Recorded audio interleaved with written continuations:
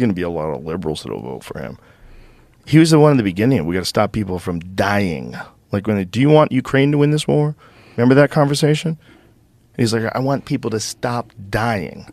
Like, which is the best answer any politician has ever given. Mm-hmm. And the way he said it. See if you can find that thing, though. We were talking about Millie. We were talking about leaving stuff over in Afghanistan. I might have saved it. Because it was so funny, like the way he was saying it. You see the thing that he was saying about the electric tanks? No. That's hilarious, too. He was talking about, they're going to make electric tanks. They're going to be great for the environment. They're not going to work well. They're not going to run long. They're going to blow the fucking shit out of everything. There's going to be no But it's going to be stations. good for the environment. And the way he said it was like a guy doing stand-up. That's funny. Yeah, let me find this bookmark. Yeah, electric tanks does not seem like a good idea. I'm out of charge. Yeah, it sounds insane. I don't know where I saved it, Jamie. See if can you find it? I mean, I'm looking. There's a bunch of stuff about it, so I'm trying to find this. It's him talking about. He goes, "That's when I knew this guy's a fucking idiot." Yeah. That's what he says. I just found the quote, not the video. But the way he says it, it's like he sets it up, like he's setting up a punchline. Like he sets up the story. Sir, it would be cheaper to leave them over. He's like, "Oh, that's when I realized that guy's a fucking idiot." To see a guy like him talk like that. Find it. To leave it there so they can have it than it is to fill it up with a half a tank of gas and fly it into Pakistan or fly it back to our country. You think, yes, sir, we think it's cheaper, sir. That's when I realized he was a fucking idiot. I'm sorry. Good timing. Even holds. Yeah. Look, he's holding the laughter. I'll tell you what, though, I got to know, look, we defeated ISIS. Fucking guy. Why don't you look into Jesus? He's always been an entertainer, though. I mean, I was a funny one guy. of the biggest Apprentice fans ever. I had all his books because of The Apprentice. Well, he's always a great guest on talk shows. Yeah, Great guest on Howard Stern's show. You know, it's just, do you want that running the country? Well, do you want what you have running the country either? No. What you want is peace. And how the fuck do you get it? And I don't even know if he can. I don't know. If anybody I mean, can see, do it. that's the problem I think a lot of people had with him, right? Like he was the opposite of peace. He just divided everybody. He definitely divided everybody's opinions in this country, but a lot of it was based on bullshit. A lot of it was the Russia collusion stuff, where people really did legitimately believe that Russia had put him into power, and like there was people that were thinking he was a Russian agent, and it was all horseshit. But they can say stuff like that, and they can, they can get you believing. They can get you believing. And a lot of people, they just surface level everything. They don't look into any of it. They surface level everything. Like when Robert Kennedy Jr. was being called an anti-Semite for saying that it seems like COVID-19, like that they have viruses that specifically target certain genetics. He's just saying that the technology is possible, right? He's saying that not only is it possible, but the research has been done. Like it actually exists, and he was talking about it, and they were saying anti-Semitic. Yeah, like that.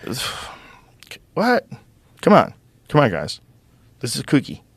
But I saw so many wacko lefties. Like this is one wacko lefty actor that I follow, and he's always got this hot take on like whatever it is, whether it's Ukraine or this or that. It's always this wacko lefty uninformed hot take, and I always go to him for that. And he had one of calling him an anti-Semite and this and that. Like, dude, first of all, you get sued because you don't even know what he said. You're so off, and also hilarious. Right, hilarious watching you virtue signal and wave your goofy flag of ignorance.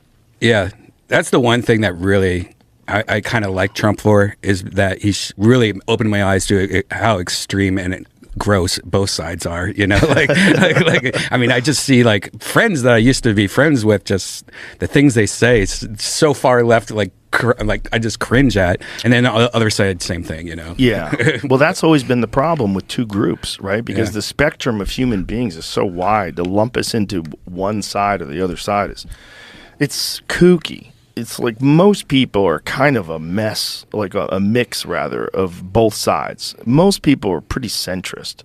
I feel like I'm left to center, center left. Same here. But I get called alt-right.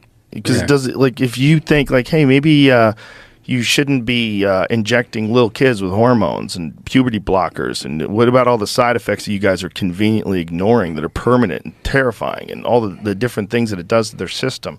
There's a fucking host of horrific side effects that are connected with those things. And then all of a sudden you're a transphobe. Right. Okay. And then they start using terms like gender-affirming care. Like, okay, you mean surgery to remove testicles and penises and remove breasts for children? Don't say it that way. Like, say it what it is. Don't come up with some cute, rosy term that makes it seem better than it is. Makes it seem like something different than it is. You know, it's a weird thing that people are agreeing to. And I'm sure you've seen that video where this guy interviews people and say, do you think 12-year-olds should be able to get tattoos? And they're all like, no. No, they're too young. Do you think 12-year-olds can choose their gender? Yes, they know.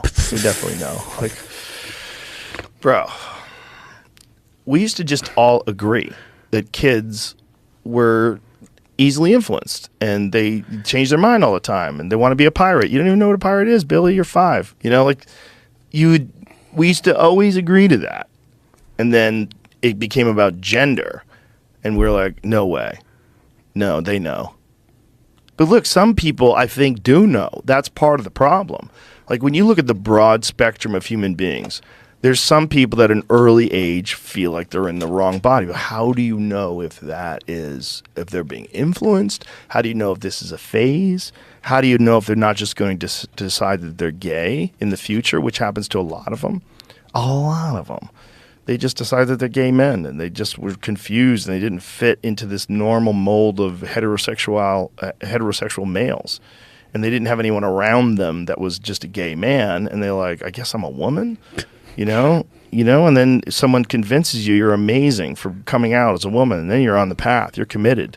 It's like if you're a guy who's like, I'm all Android, bro. I don't fuck around with iPhones. Once you say that, you're stuck forever. Yeah. I fuck with Brian Simpson all the time. All the time. That's who I think that. of every single time. Because he won't give it up. Yeah. Neither will Gordon Ryan. He's all Android. I don't get it. Well, with Gordon, I think like he got pissed that people could like read his text messages on an iPad. You know, like someone could like log into your account on an iPad and read your text messages. Like, that's fucking stupid. And so I think that was with him. Mm-hmm. And so he's like, fuck Apple. Like, fuck you for doing that. But with Brian, it's like he's committed to this idea that he's like a rebel. Like, he's using this rebel platform. So he can't go, you know what? Fuck Android, I'm iPhone now. Like, you're committed.